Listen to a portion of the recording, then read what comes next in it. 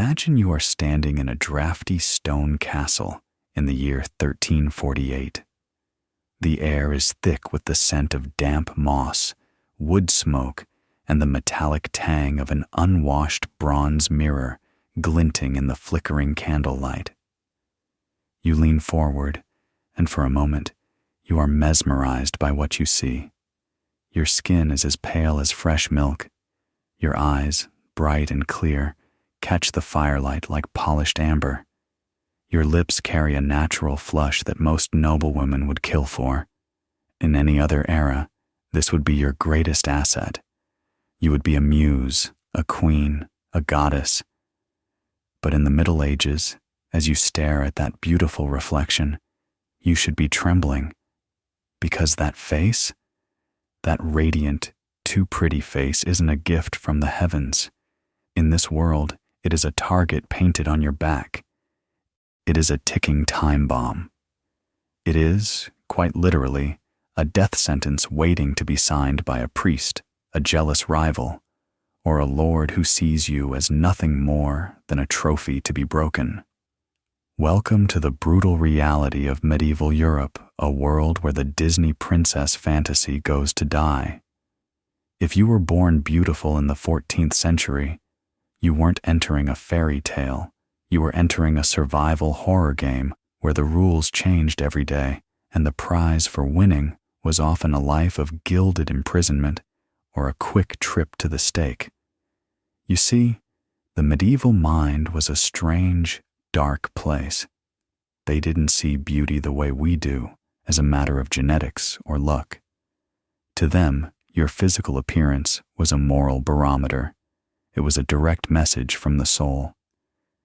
If you were beautiful, it meant you were favored by God. But there was a catch, a terrifying, paradoxical catch.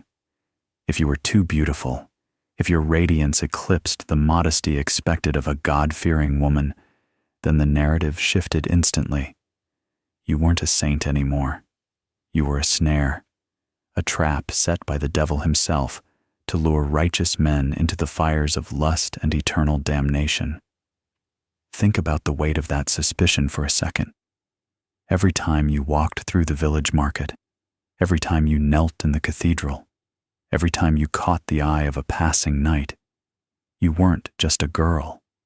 You were a theological problem. The whispers followed you like shadows. How is her skin so clear while the rest of us rot with sores? Why do the birds seem to sing louder when she passes? Is it grace? Or is it a pact signed in blood in the deep woods? In this era, anonymity was your only shield, but your face made anonymity impossible. You were a lighthouse in a world of darkness, and lighthouses have a nasty habit of attracting shipwrecks. But it wasn't just the spiritual danger, it was the social snake pit. Imagine being a merchant's daughter, someone whose only crime was having the bone structure of a duchess. You attract the gaze of the local baron's son. To you, it's a nightmare he is twice your age and known for his cruelty. But to the baron's wife, you are a threat to her lineage. To the village baker's daughter, you are the reason her suitor doesn't look at her anymore. Envy in the Middle Ages wasn't just a mean girl comment on social media. It was a weapon. It was a whispered accusation of witchcraft to the local friar. It was a falling accident near the castle well. In the next 20 minutes, we are going to peel back the layers of this gilded nightmare. We will explore why the very things women did to stay beautiful were actually poisoning them from the inside out. We will uncover how the church weaponized your vanity against you, and how a single freckle could be the difference between a marriage proposal and an exorcism. But before we dive into the toxic alchemy of medieval makeup and the deadly games of the royal court, I want you to look at your own reflection. Be grateful for the filters, the skincare, and the freedom to walk down the street without being accused of enchanting the weather. Because for the women we are about to talk about, Beauty was a curse they couldn't wash off. And as the sun dips below the jagged horizon of a plague-ridden Europe, you realize that the most dangerous thing you could be in the year 1348 was unforgettable. But wait, if the social traps didn't kill you, the very things you put on your face to preserve that beauty certainly would. You think your modern skincare routine is intense? Imagine rubbing a paste of pure lead and arsenic into your pores every morning just to look like a ghost. Why? Because in a world of mud and labor, being deadly pale was the ultimate status symbol. But the price of that paleness was far more than just gold. It was your internal organs, your sanity, and eventually, your life. Are you ready to see what's behind the mask? Because the deeper we go into the candlelit corridors of history, the more you'll realize. In the Middle Ages, the mirror was the most dangerous weapon in the room. Imagine a world where your face is not your own, but a page in a holy book that everyone from the illiterate peasant to the high-ranking bishop claims to be able to read. In the 13th and 14th centuries, the concept of the individual didn't exist in the way we understand it today. You were a vessel, a reflection of the cosmic battle between the light of God and the shadows of the abyss. And your beauty? It was the most confusing, high-stakes piece of evidence in that entire trial.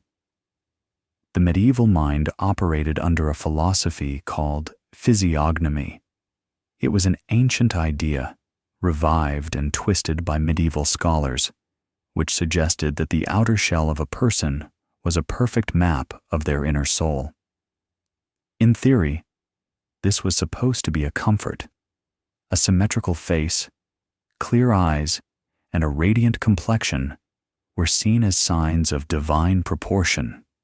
It was as if God had taken extra care in crafting you, marking you as a person of virtue and grace. To be beautiful was to be transparent. Your goodness was written right there on your skin for everyone to see. But this is where the nightmare begins.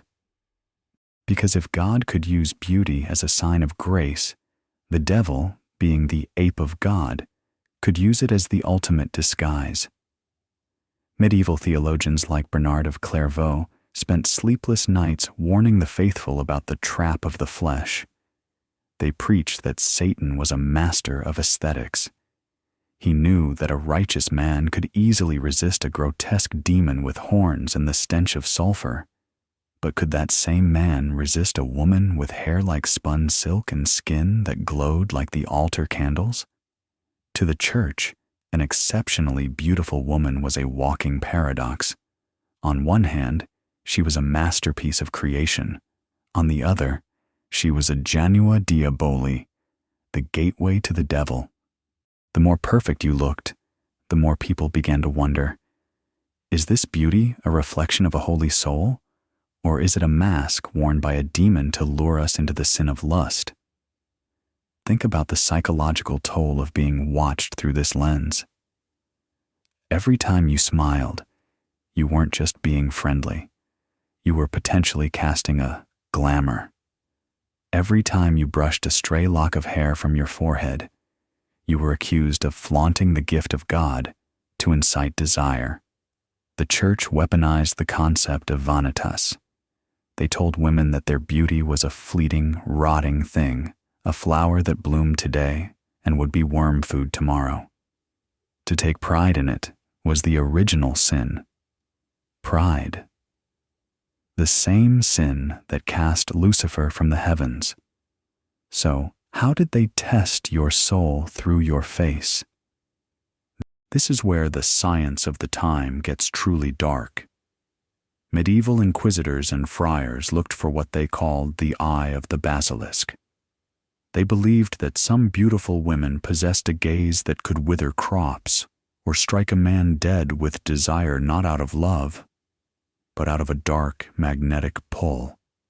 If your eyes were too bright, too captivating, They weren't seen as a window to the soul. They were seen as a vacuum that sucked the righteousness out of everyone who looked at you. And then there were the signs of the beast. In a world obsessed with perfection, even the smallest flaw on a beautiful face was scrutinized with terrifying intensity. A mole near the lip? That wasn't a beauty mark. That was a witch's teat, a place where a familiar spirit would feed. A cluster of freckles across your nose? Those were devil's kisses, marks left by Satan to claim you as his own. If you were plain, these marks might be ignored. But if you were beautiful, these tiny imperfections became the cracks in your mask proof that the demon inside was starting to show. The irony is suffocating. To be safe, you had to be modest. You were expected to veil your hair, downcast your eyes, and hide your form in heavy, shapeless wool. But even then, you couldn't win. If a beautiful woman hid herself too much, the whispers changed. Why is she hiding? What secret sin is she concealing behind that veil? Is she practicing her charms in the shadows? One of the most famous thinkers of the era, Thomas Aquinas, struggled with this. He argued that beauty was a matter of consonantia, proportion, and claritas, clarity. He believed that beauty was inherently good because it reflected the order of the universe. But even Aquinas had to concede that in the hands of a fallen human, beauty was a temptation to the fragile. This created a culture of sacred suspicion.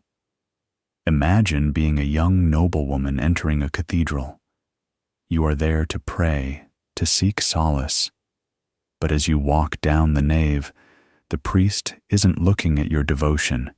He is looking at the curve of your jaw and the way the light hits your throat. In his mind, he is fighting a battle.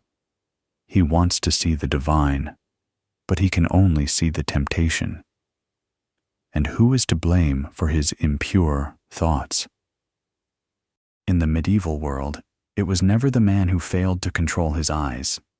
It was always the woman who incited the gaze simply by existing. They even had a specific fear for the radiance of the night. They believed that some women were too pretty because they were actually succubi demons who took on the form of beautiful maidens to steal the life force of men in their sleep. This wasn't just folklore. It was a genuine fear that led to women being watched during the night. If you moved in your sleep, if you smiled in a dream, it was evidence that you were communicating with your dark master. You were trapped in a spiritual cage. If you were beautiful and virtuous, you were a target for the devil's envy. If you were beautiful and made a mistake, you were proof of the devil's work. There was no middle ground. Your face was a battlefield where the church and the abyss fought for territory, and you were just the dirt they trampled on. Consider the story of a young maiden in a small German village in 1320. She was known for her angelic voice and a face that seemed carved from ivory. The local priest held her up as an example of God's grace until a drought hit the village. Suddenly, the narrative flipped. Her beauty wasn't grace anymore. It was the reason for the drought.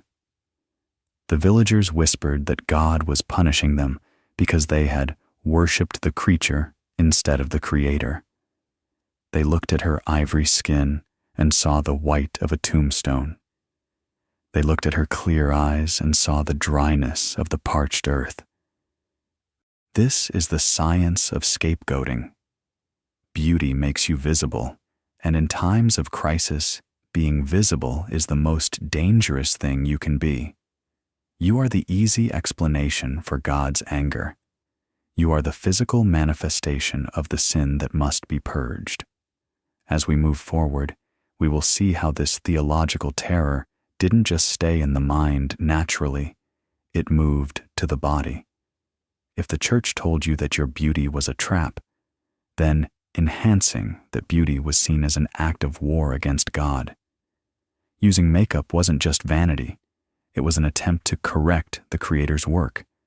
It was a lie. And in the Middle Ages, the father of all lies was Satan. So, as the candles flicker lower and the shadows of the cathedral grow long, ask yourself, if you lived in this world, would you pray for beauty? Or would you pray to be so plain that the eyes of the church and the eyes of the abyss would pass right over you? Because the next time you look in the mirror and wish for perfect skin or radiant eyes, remember that in 1348, those very things were the bricks used to build your own pyre, divine or demonic. In the end, it didn't matter. The result was almost always the same. Step inside the dressing chamber of a high-born lady in the year 1350. Close your eyes and breathe in. What do you smell?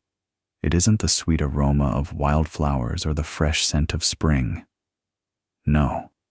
The air here is heavy, biting, and metallic.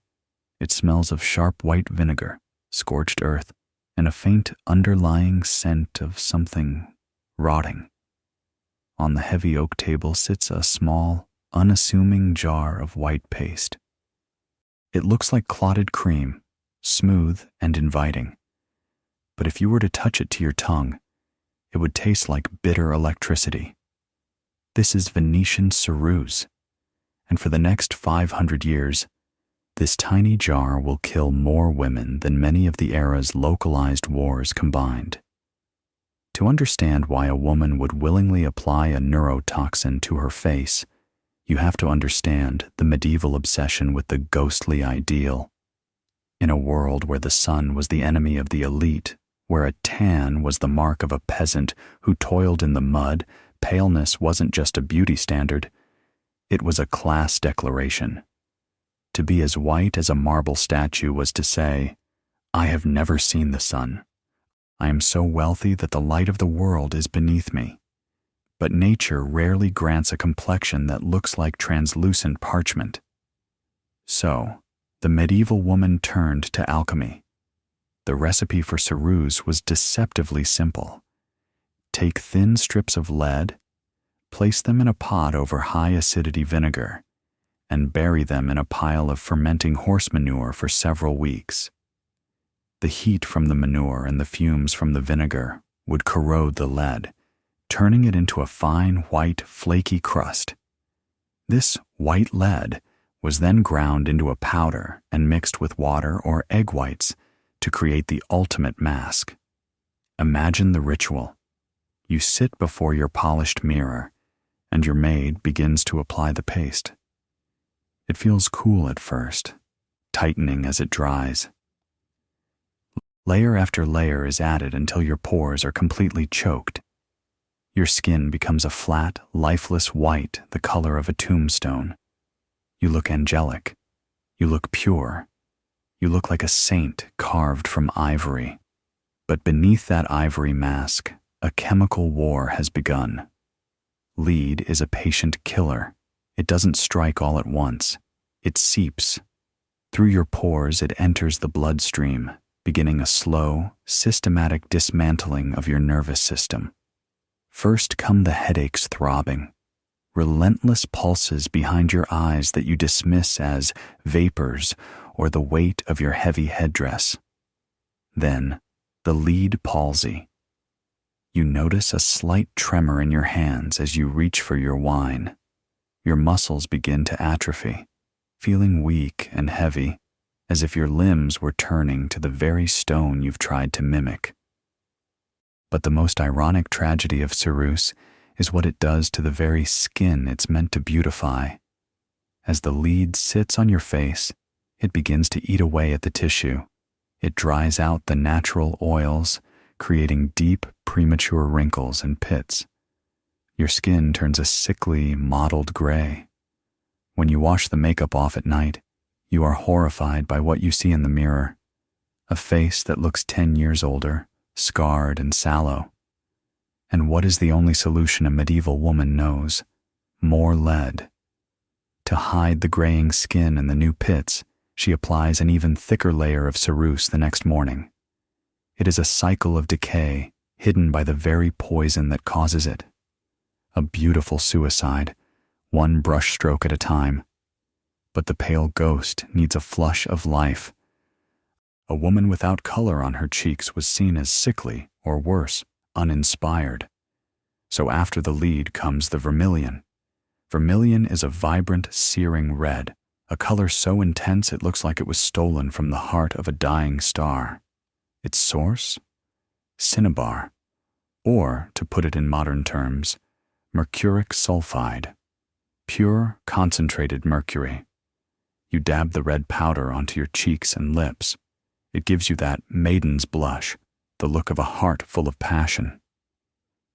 But mercury is even less forgiving than lead. As you apply it to your lips, you are effectively eating it. It enters your mouth, attacking your gums. Within months, your breath begins to sour, turning into a metallic stench that no amount of cloves can hide. Your gums recede, turning a bruised purple, and your teeth, the pearls of your youth, begin to loosen in their sockets. Imagine a noblewoman at a royal banquet. She is the jewel of the court. Her skin is a perfect white, her cheeks a brilliant red. But as she leans in to whisper a secret to a suitor, her breath smells of rotting metal. As she smiles, a tooth, loosened by the mercury in her rouge, falls silently into her wine. This was the reality of the too pretty. They were walking chemical spills, their bodies breaking down behind a facade of perfection. The assault on the senses didn't stop there. To be truly captivating, a woman's eyes had to be wide, dark, and sparkling the doe-eyed look of eternal innocence. For this, they turned to the Atropa belladonna. Its name literally means beautiful woman, but its common name is far more accurate: deadly nightshade. You take a single drop of the belladonna extract and let it fall into each eye. The poison acts instantly on the muscles of the iris, forcing the pupils to dilate until they are huge, black voids. You look perpetually surprised, perpetually in love, perpetually lost in a dream. You are stunning, but the price of this gaze is darkness. Belladonna is a potent hallucinogen. First, your vision blurs. The flickering candles of the great hall start to double, then triple. Then comes the light sensitivity. The very firelight that is supposed to make you sparkle becomes a searing pain, forcing you to squint and tear up. Long-term use? Blindness. Imagine the paradox. You have refined your eyes to be the most beautiful in the kingdom, but you can no longer see the men who admire them.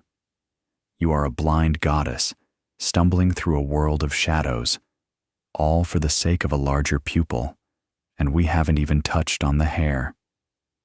To achieve that golden, angelic glow, women would use lies made of wood ash and quicklime. They would sit on the rooftops for hours in the scorching sun, their hair soaked in this caustic mixture. The quicklime would literally sizzle on the scalp, burning the skin and stripping the hair of its natural oils until it was brittle and straw-like. It was a common sight at court to see a beautiful woman with a receding hairline, her forehead fashionably high, not by birth, but because the harsh chemicals had caused her hair to fall out in clumps at the roots. The church, of course, saw this toxic alchemy as a moral abomination, but not for the reasons we do. They didn't care about the lead poisoning or the mercury rot. They cared about the lie. A famous sermon from the 14th century claimed that women who painted their faces were adulterers against God. The argument was simple. God had given you a face. By changing it with lead and cinnabar, you were telling the Creator that he had made a mistake. You were trying to improve on perfection, and in doing so, you were following the path of Lucifer. The friars would scream from the pulpits, "On the day of judgment, God will not recognize you. He will see a painted mask and cast you into the pit, for you have erased the image of the divine." Think about the mental prison this created. On one side, the court demands that you be a porcelain doll, or you are socially dead. On the other, the church tells you that every time you reach for that jar of white paste, you are signing your soul over to the devil. You are caught in a crossfire between vanity and damnation, using poisons to hide the rot of other poisons. This wasn't just makeup. This was a desperate, dangerous arms race. If your rival at court used a finer grade of lead, she looked whiter than you. If she used a more potent drop of nightshade, her eyes were darker. So, you pushed the limits. You used more. You went deeper. You ignored the tremors in your hands. You ignored the bleeding in your gums. You ignored the fact that your skin was turning the color of wood ash. Because in the Middle Ages, the only thing more terrifying than dying from your beauty was living without it. You were a masterpiece of toxic art, a living, breathing warning. But as the lead settled into your bones and the mercury ate at your mind, you realized the ultimate horror. The more you tried to become a muse, the more you became a corpse. The noblemen sang songs of your ivory skin, never knowing that the ivory was actually the smell of a coffin. They praised your star-like eyes, never knowing that the stars were going out, leaving you in a world of permanent twilight. As we conclude this journey into the alchemist's jar, I want you to look at the ingredients of your own cosmetics. You might see talc, silica, or iron oxides. But for the women of 1348, the ingredient list was a funeral march. Lead, mercury, arsenic, quicklime. They didn't just wear makeup, they wore a sacrifice. But what happened when this toxic beauty wasn't just a personal choice? What happened when it became a weapon in the snake pit of the noble court? Because if you think the chemicals were deadly, wait until you see what a jealous queen or a spurned duchess could do with a single whispered rumor. In the next part, we leave the dressing chamber and enter the great hall, where your face isn't just a mask, it's a target for the most dangerous hunters in history, the nobility. Leave the suffocating metallic scent of your dressing room behind. Step out of the shadows and into the great hall. Can you feel it? The sudden shift in temperature, the blinding glare of 1,000 beeswax candles, the heavy rhythmic thrum of lutes and drums. But most of all, feel the eyes. In the medieval court, you are never just walking, you are performing. And when you are too pretty, every step you take on that rush-covered floor is a step through a minefield. You think the lead in your makeup was dangerous? That was a slow, silent killer. Here, in the heart of the snake pit, the poisons are much faster, and they are delivered with a smile. To understand the court, you must understand that power in the Middle Ages was a zero-sum game. There was only so much favor to go around, only so much attention from the king, only so many high-status marriages for the sons of the elite. If you, a girl with the face of a Botticelli angel, enter that room and capture every gaze, you haven't just won a beauty contest.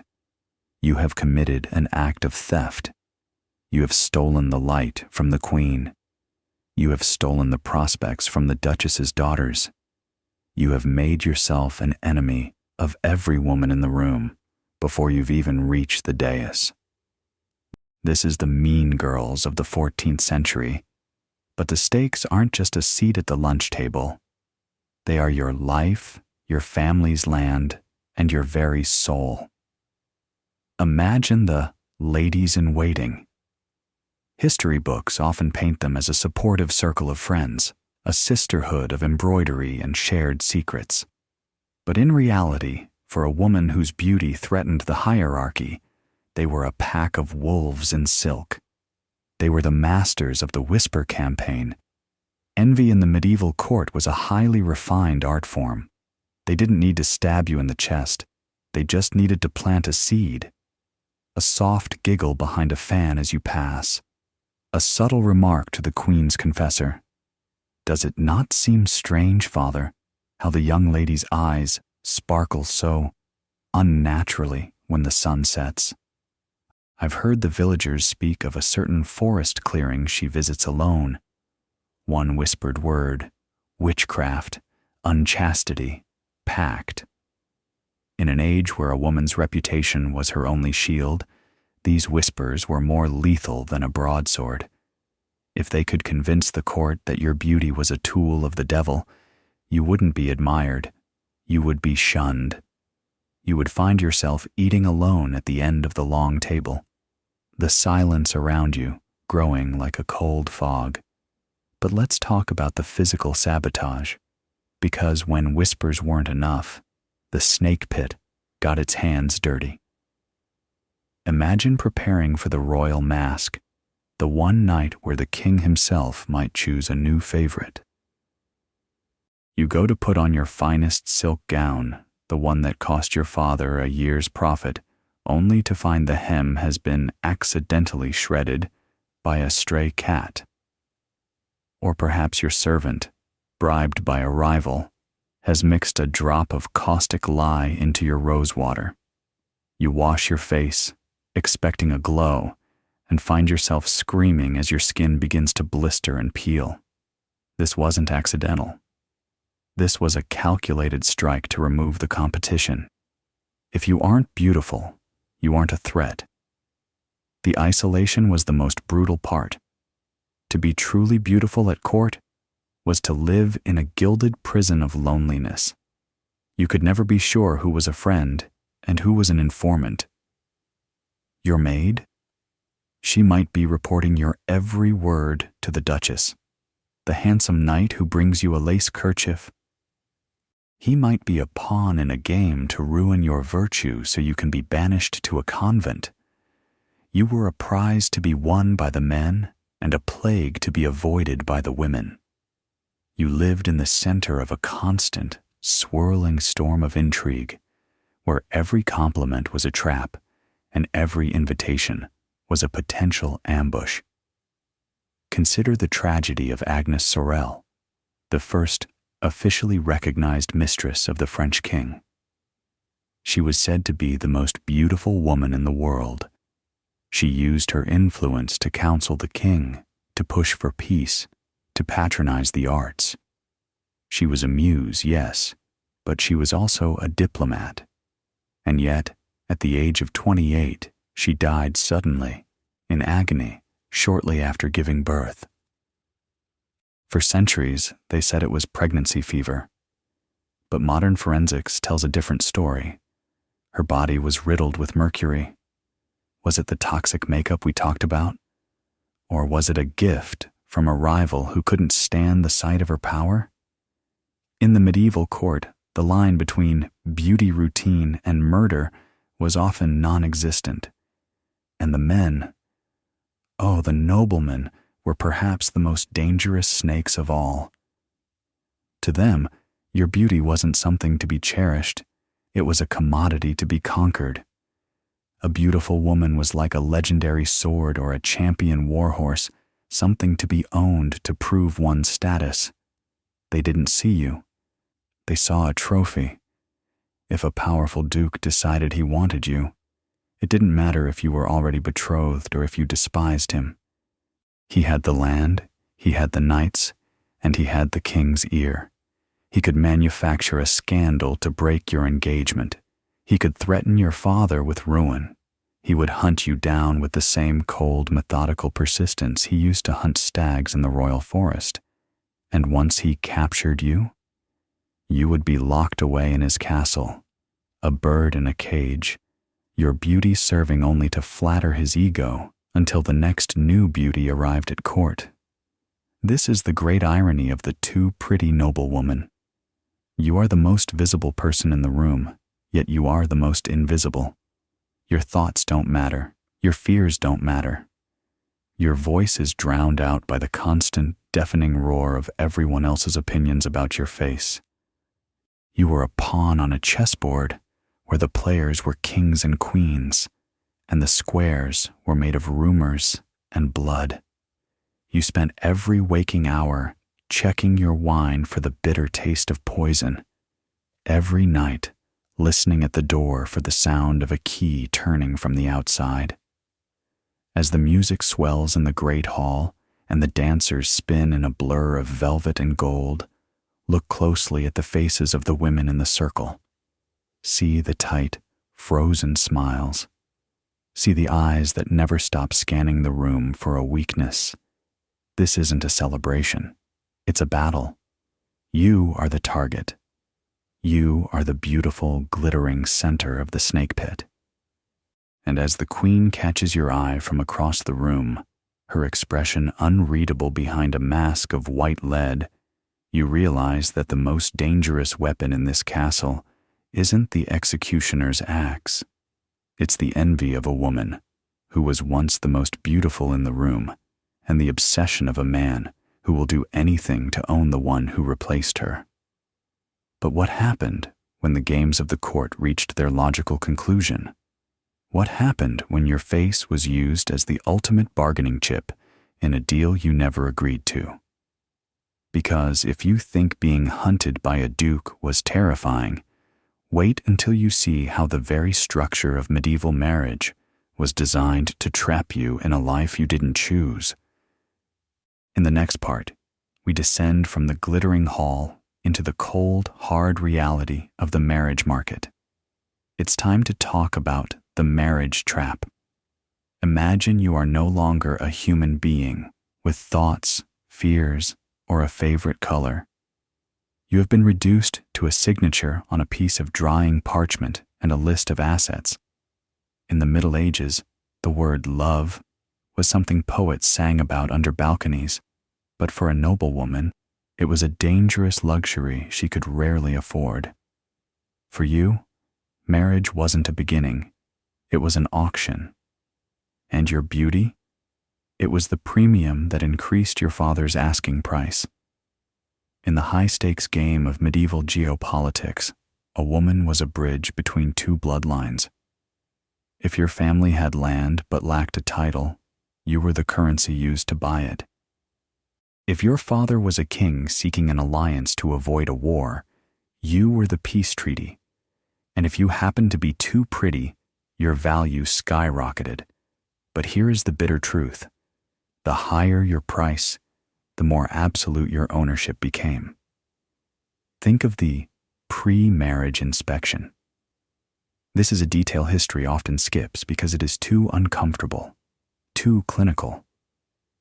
Before a high-status marriage was finalized, ambassadors and court physicians were often sent to vet the bride. They weren't checking for your intellect or your kindness. They were checking you like a prize mare at a livestock fair. They scrutinized your skin for the hidden scars of smallpox.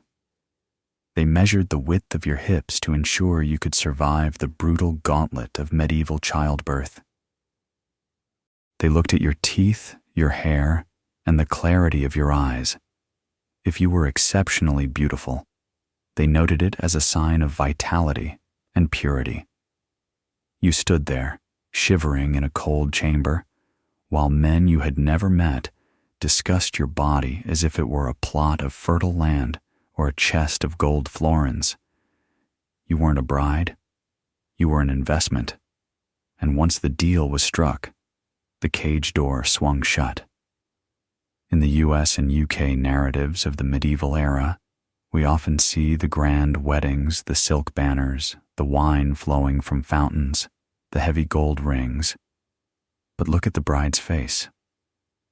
Behind that lead-white mask is the realization that she is now the property of a man who may be decades older, a man who sees her beauty not as a gift to be cherished, but as an asset to be guarded. Jealousy in the Middle Ages was a structural force. If you were too pretty, your husband didn't just want to love you. he wanted to hide you. There was a terrifying logic to it. If every man who saw you was entranced by your beauty, then every man was a potential rival. Every knight at the tournament, every poet in the hall, every visiting diplomat was a thief waiting to steal his prize. So, the beautiful wife was often moved from the center of the court to the isolation of a distant estate. You were kept in high towers, surrounded only by a strict circle of hand-picked elderly attendants. Your world shrank from the grandeur of the kingdom to the dimensions of a stone garden.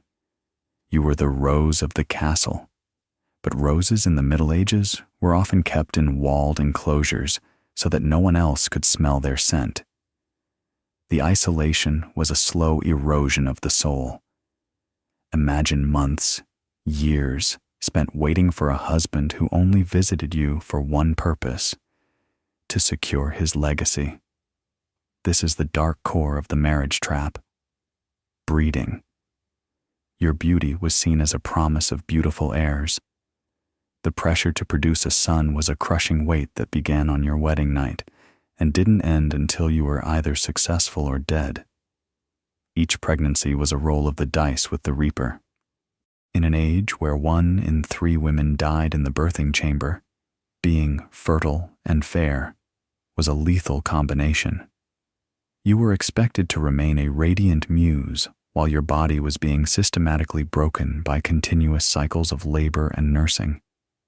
And if you failed to produce a son, or if the children didn't inherit your divine looks, the blame never fell on the husband. It was your bad blood, your hidden sins, your fading grace. The same beauty that bought your husband's favor could be used as an excuse for your annulment. If your skin began to sallow, or your eyes lost their luster after the 4th or 5th birth, you were no longer a useful asset. You were a broken tool, replaced by a younger, fresher model in the next political alliance. Consider the psychological trap of the courtly love ideal. While you were locked away in your husband's drafty castle, young troubadours were singing songs about your ivory throat and star-like eyes in the courts of Europe. To the world, you were a legend, an icon of beauty. But to yourself, you were a ghost. You were a woman who couldn't choose her own clothes, couldn't write a letter without it being read, and couldn't walk in her own garden without an escort. The pretty wife lived in a state of permanent surveillance. Every smile you gave to a servant was analyzed for lewd intent. Every moment you spent alone was suspected of melancholy or conspiracy. Your beauty made you a target for your husband's insecurity, and in the medieval legal system, a husband's insecurity was a valid reason for imprisonment or correction. There are accounts of noblemen who were so obsessed with their wives' beauty that they forced them to wear heavy veils even inside their own homes, or forbade them from attending feasts where other men might gaze upon them. You were a masterpiece owned by a collector who was so afraid of damage or theft that he kept you in a dark, velvet-lined box. Think of the silence of those rooms, the sound of the wind through the arrow slits, the scratch of a needle through embroidery, the only sanctioned activity for a woman of your station. You spent your youth waiting for a life that was happening elsewhere, a life you were deemed too precious to participate in. And what happened if you tried to escape the trap? What if you sought the love the poets sang about? In the medieval US/UK legal codes, adultery for a woman of high birth wasn't just a personal betrayal. It was high treason. If you polluted the bloodline with another man's child, you weren't just a sinner, you were a criminal. The punishment? Death. Or if the husband was merciful, a life sentence in a windowless cell, your name erased from the family tree. Your children told their mother was a demon. Your beauty was the bait that caught you, and the bars that kept you in. It was the reason you were chosen, and the reason you were feared. As the heavy oak doors of the master bedroom groan shut, and the torches are extinguished, the noblewoman realizes that the jewelry she wears isn't adornment. The gold chains around her neck, the heavy emerald rings, the silk ribbons, they are all just more beautiful versions of shackles. She has achieved the ultimate goal of a 14th century girl. She is a duchess, a countess, perhaps a queen. She has the finest ceruse for her skin and the purest silk for her bed. But she would trade it all for the face of a scullery maid, someone so plain that she could walk through the forest alone, speak to a stranger without a scandal, and belong to no one but herself. But the marriage trap was only one way to control a beautiful woman.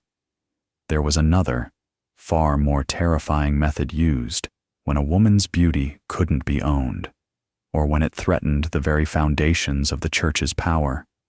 When they couldn't marry you and they couldn't hide you, they called you a witch. In the next part, we move from the cold bed of the castle to the terrifying shadow of the stake. It is time to face the witchcraft snare. Listen to the crackle of dry straw. Smell the thick, acrid scent of wood smoke beginning to drift over the town square. In the late Middle Ages, the most terrifying sound a beautiful woman could hear wasn't the scream of a rival or the cold silence of a tower. It was the rhythmic, iron-shod knock of the Inquisition at her door. For centuries, we've been told that witches were old, haggard crones with warts on their noses and tangled gray hair. But the history of the great witch hunts tells a much more disturbing story. In reality, the most dangerous thing you could be during a time of social unrest, plague, or crop failure wasn't ugly. It was breathtakingly beautiful. Because in the eyes of a panicked village and a paranoid church, a face that was too perfect was the ultimate evidence of a crime that had no defense, a pact signed in the shadows. To understand the logic of the stake, we have to look at the Bible of the witch hunters, the Malleus Maleficarum, or the Hammer of Witches. Written in 1486, this manual claimed that all witchcraft comes from carnal lust, which is in women insatiable. According to this twisted theology, a woman's beauty wasn't her own. It was a glamour, a magical camouflage cast by the devil to blind the eyes of men, leading them away from God and into the darkness of obsession. Imagine the shift in the air when the whispers started. Yesterday, you were the flower of the parish. Today, after a sudden frost killed the cattle or a child fell ill with a fever, you are a vessel of deception. Your clear skin is no longer a sign of health. It is a mask. Your radiant eyes are no longer star-like. They are evil eyes that have overlooked the village with a curse.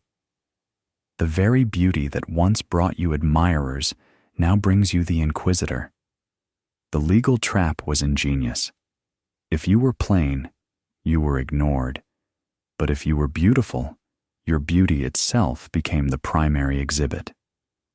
How, they asked, could a mortal woman maintain such a glow while everyone else struggled with the grit and grime of life? The answer was simple. You weren't human anymore. You were an instrument of Satan. Then came the tests, and this is where the survival horror becomes visceral. The Inquisition believed that the devil marked his followers with a witch's mark, a spot on the body that was completely insensitive to pain and would not bleed. This was the logic behind the witch pricking. Imagine being stripped naked in a cold public room. Every inch of your body is scrutinized by experts, often men who were as fascinated by your beauty as they were terrified of it. They would take a long, thick needle and begin to drive it into your skin, over and over. They looked for that one spot, perhaps a tiny mole, a freckle, or a small birthmark that wouldn't bleed. If you were too pretty, the pricking was more than a test. It was a ritual of humiliation. They wanted to prove that your perfect skin was a lie. If you screamed in pain, they said you were demonically defiant.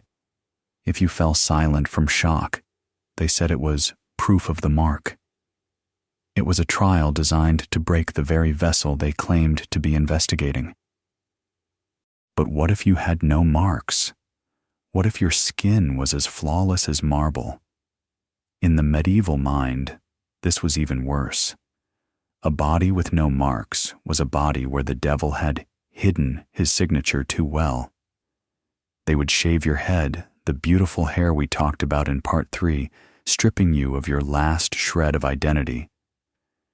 They would search for hidden marks in places so intrusive and degrading that many women chose to confess to impossible crimes just to make the touching stop.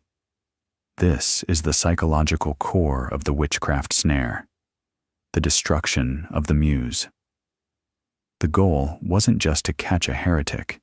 It was to humiliate and destroy the thing that men feared they couldn't control.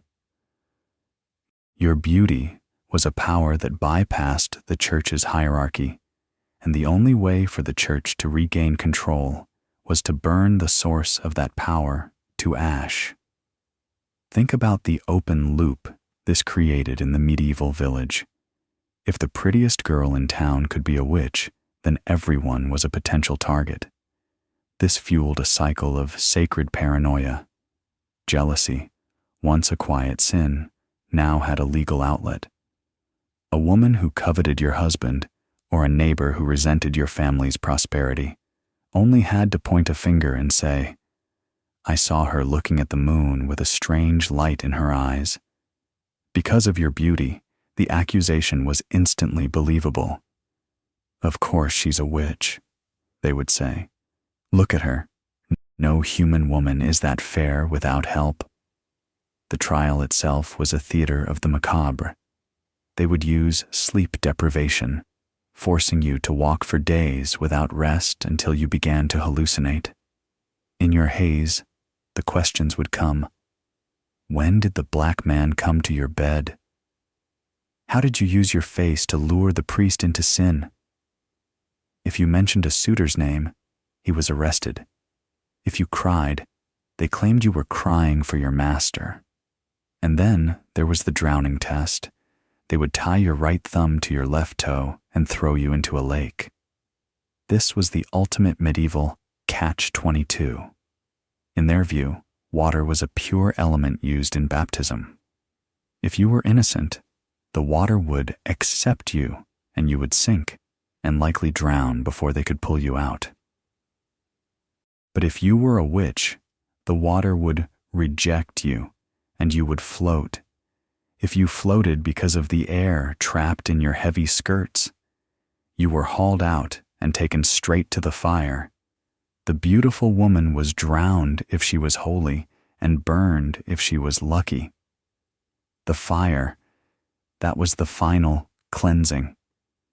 They believed that only the flames could burn away the glamour of the devil. They wanted to see the beauty crack and melt, to prove that beneath the ivory skin and the star-like eyes, there was nothing but a sinner. They wanted to turn the muse into a cinder, erasing her power from the memory of the town. Can you imagine the terror of that final walk? The same people who had once cheered for you at the spring festival now threw stones and spat. The knight who had once written poems to your lily-white hands now held the torch. You were the physical manifestation of all their fears, their fear of desire, their fear of the unknown, their fear of a power they couldn't tax or tithe. One of the most tragic cases was that of Sidonia von Borka, a Pomeranian noblewoman of legendary beauty. She was so stunning that she was nicknamed the Finis, the end of beauty. She refused marriage proposals from powerful men, choosing to live independently. But her beauty and her independence were her undoing. At the age of 80, after decades of rumors, she was accused of witchcraft. They used her past beauty against her, claiming she had used her supernatural charms to bewitch the entire ducal family into misfortune.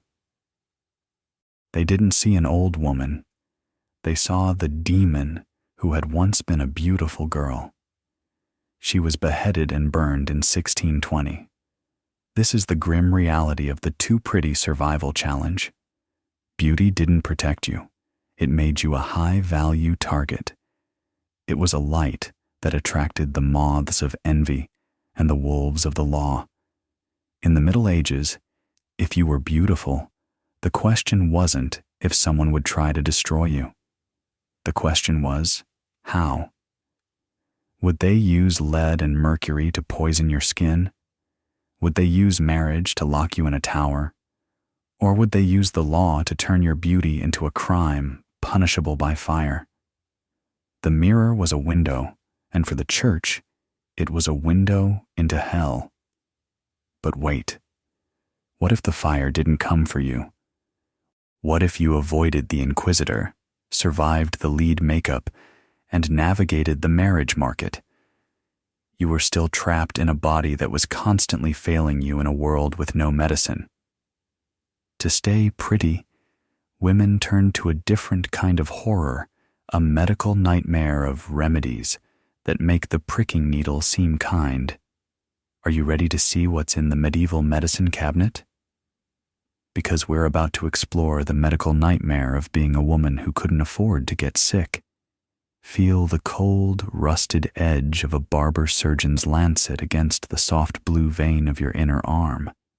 Listen to the rhythmic drip, drip, drip of your life's blood falling into a pewter bowl. In the Middle Ages, if you wanted to maintain that legendary ethereal paleness we talked about in Part 3, makeup wasn't always enough. Sometimes you had to go deeper. You had to go into the veins. Welcome to the medieval clinic, a place where health was a nightmare and beauty was a surgical procedure performed without a single drop of anesthesia. To understand the medical assault on the beautiful woman, you must understand the theory of the four humors. Medieval doctors believed the body was a battlefield of four liquids: blood, yellow bile, black bile, and phlegm. If you were too pretty, it was believed your blood was too dominant, making you too warm, too passionate, and too prone to the sins of the flesh. To the medieval physician, your natural rosy glow wasn't a sign of health. It was a dangerous surplus that needed to be drained. This was the logic behind bloodletting for beauty. Imagine a noblewoman sitting in a chair, her head spinning, as a surgeon opens a vein in her arm or neck. The goal? To drain her of her vitality until she achieved the perfect, death-like pallor of a saint. They didn't stop until she was on the verge of fainting. This wasn't just a one-time treatment. For many beauties of the court, this was a weekly ritual. They were systematically making themselves anemic, starving their organs of oxygen, all so their skin would look like translucent parchment in the candlelight. They weren't just pretty. They were walking ghosts, their hearts struggling to beat in bodies they had bled dry. But the lancet was for the broad strokes. For the fine-tuning of a face, they brought in the leeches. Imagine lying in a dim chamber while a physician places small, slimy black worms behind your ears or along your jawline. You feel a sharp, tiny prick as their circular teeth saw into your flesh, and then a strange, numbing warmth as they begin to engorge themselves on your blood. Why? Because the doctors believed leeches could suck out the impurities that caused redness or small blemishes. You would lie there for hours, the heavy, bloated parasites hanging from your face like grotesque jewelry, all to ensure that your skin remained as white and pure as marble. The scars from the leech bites were small, but they were numerous. A beautiful woman's face was often a hidden map of tiny, circular pockmarks concealed behind thick layers of that toxic lead powder we mentioned before. You were being eaten alive by medicine to prevent being judged by the court. And then there was the horror of medieval plastic surgery. In an age before antibiotics, any cut was a gamble with the grave. But for the elite, the pressure to correct nature was absolute. If a noblewoman had a scar from a childhood accident or a fashionably high forehead that had gone too far into baldness, the barber surgeon offered the scrape. Using a tool that looked more like a wood plane than a medical instrument, they would literally scrape away layers of skin to renew the face. No numbing. No painkillers except perhaps a rag soaked in bitter vinegar or a heavy dose of watered wine that did nothing to dull the scream.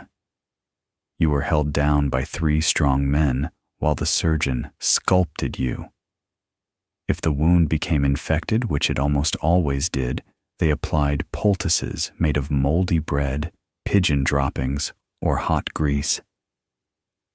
Many women who sought to fix a minor flaw ended up with faces that were permanently melted and distorted, their beauty replaced by a mask of scar tissue that no amount of ceruse could hide. Even the way you breathed was a medical concern. Doctors believed that a woman's womb was a wandering organ that could float up into her chest and cause hysteria or suffocation if she became too excited by her own reflection. Their cure? Scented torture.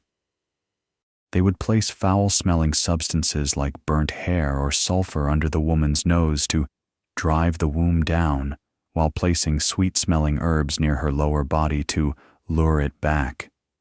Imagine being a young woman, already struggling to breathe in a bone-crushing corset, being forced to inhale the stench of rot because your physician decided your beauty made you too prone to internal wandering. Your body was a puzzle they didn't have the pieces for, but they were determined to force it to fit their theories.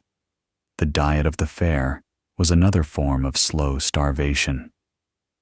To keep the humors in balance, beautiful women were often forbidden from eating anything red or spiced. No red wine, no beef, no pepper, nothing that could heat the blood. You were kept on a diet of white foods, almonds, milk, white bread, and light fish. It was a diet designed to keep you weak, passive, and most importantly, pale. You were literally starving your beauty into existence. Think of the irony. You were the most admired creature in the kingdom, yet you lived in a state of permanent physical agony. Your veins were scarred, your skin was scraped, your stomach was empty, and your mind was clouded by the vapors of blood loss. This was the medical nightmare of the muse. Every time you looked in the mirror, you weren't seeing a person. You were seeing a fragile, failing machine that required constant, violent maintenance. You were a masterpiece that was being slowly destroyed by the very experts paid to preserve you.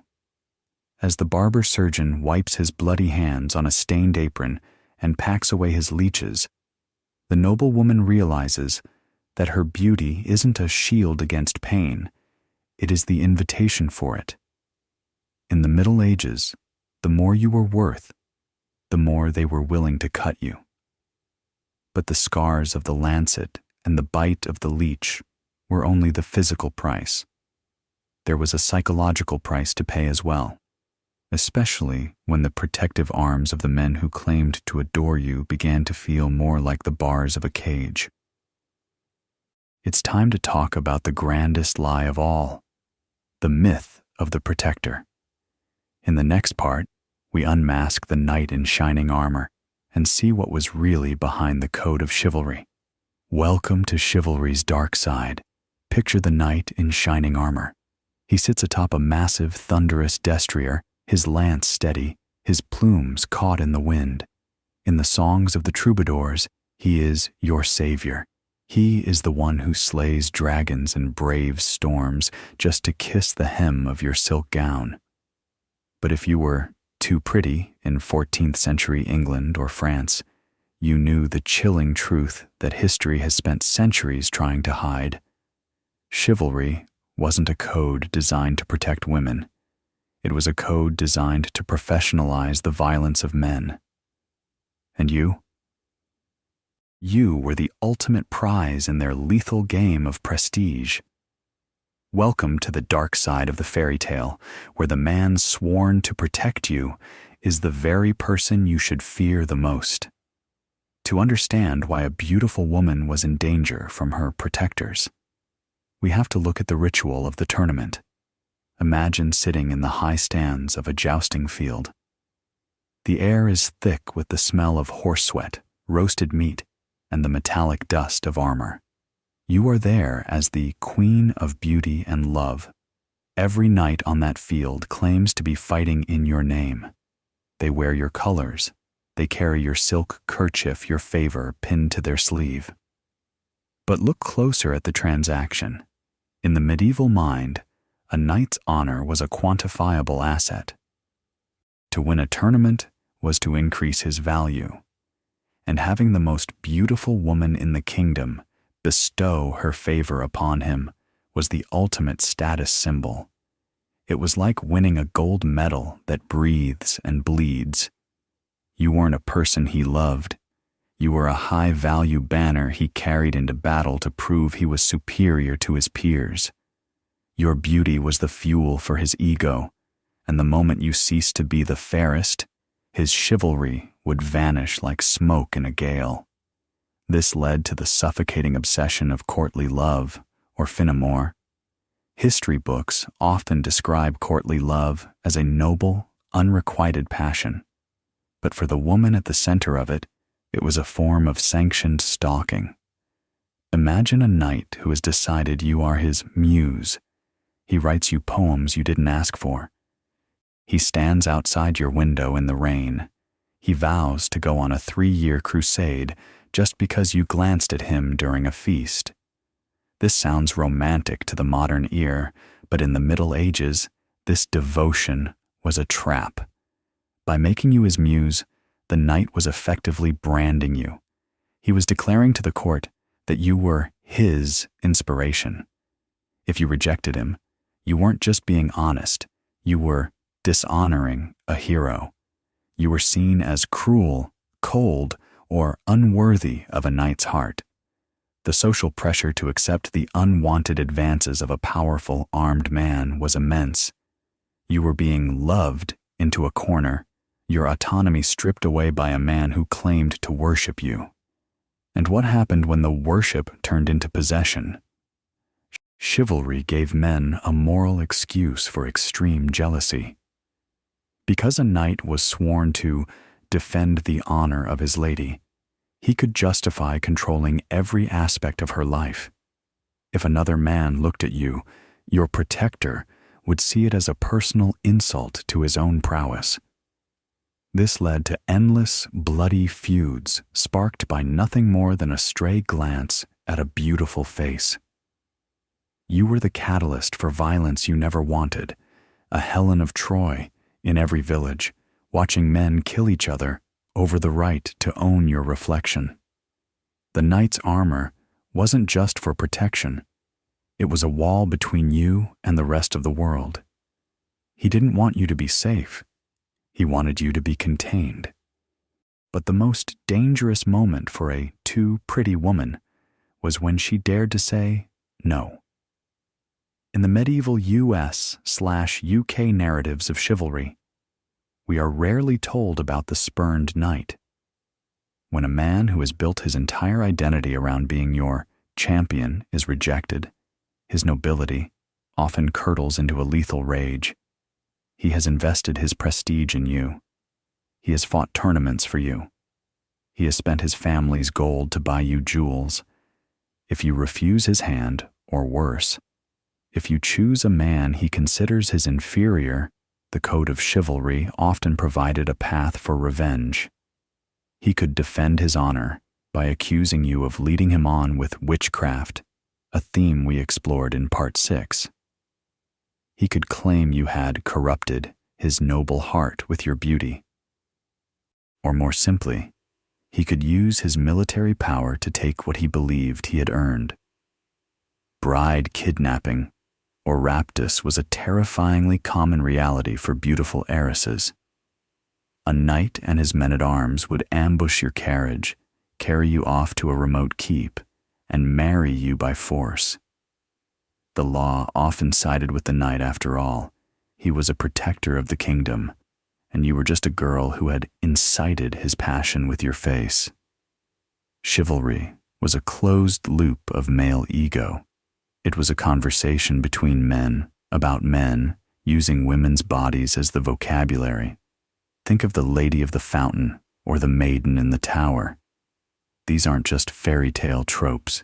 They are archetypes of stagnation. A beautiful woman in a chivalric romance is almost always stationary. She waits. She sits. She watches. She is a prize at the end of a labyrinth. This was the lived reality for the beautiful noblewoman. You were expected to remain a motionless icon, a still life of perfection, while the men around you lived lives of action and agency. Your only job was to be the destination. Even the protective oaths were a lie. A knight was sworn to protect widows, orphans, and virgins. But who decided who was worthy of protection? The knight did. If you were too pretty, you were often seen as dangerous or seductive, which disqualified you from the status of a pure victim. If you were assaulted by a knight's friend, he wouldn't defend you. He would defend his brother-in-arms. Chivalry was a brotherhood, and women were merely the trophies they competed for. Your beauty was the reason the knight noticed you, but it was also the reason he didn't respect you. To him, you were a banner to be carried, a song to be sung, or a fortress to be besieged. You were never a person to be heard. Imagine the psychological exhaustion of living under this gilded gaze. You are constantly being told you are a goddess, yet you have less power than the knight's horse. You are protected by a man who uses his sword to silence any voice that isn't his own. You are the light of the court, but you live in the shadow of a man's lance. As the sun sets over the tournament field and the exhausted knights limp back to their tents, the Queen of Beauty sits on her throne, her silk favor still clutched in her hand. She looks at the man who won the day, the man who is now her official champion. She sees the blood on his surcoat and the cold, possessive glint in his eyes. She realizes that the armor he wears doesn't just keep the world out, it keeps her in. She is a prisoner of the very honor that is supposed to save her. She is a trophy of chivalry, and in the Middle Ages, trophies are meant to be kept on a shelf in the dark, where they can never, ever run away. But what if you weren't a noblewoman in a high tower? What if your beauty was born in the mud and the grit of a peasant village? Because if the noble snake pit was dangerous, the reality for a beautiful girl without a title was a different kind of peril altogether. It's time to leave the castle gates and head into the fields. In the next part, we face the raw, unshielded reality of the peasant's peril. Forget the smell of rosewater. Forget the soft glow of beeswax candles and the rustle of imported silk. To understand the peril of the too pretty peasant, you have to smell the damp earth after a rain, the pungent aroma of livestock, and the heavy, sour scent of communal wood smoke. In the castle, beauty was a gilded cage. But in the village, in the mud of a 14th century hamlet, beauty was a beacon for every predator for miles around.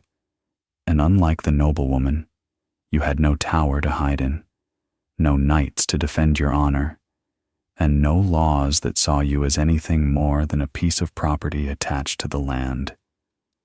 Welcome to the raw, unshielded reality of the countryside, where a beautiful face was a liability your family couldn't afford to keep. Imagine standing in a field at dawn, your hands rough from pulling flax, your wool shift stained with the grit of the harvest. You don't have Venetian ceruse to whiten your skin. You have the pale, natural radiance of youth that even the harsh sun hasn't managed to leather yet. In the eyes of your community, you are a problem.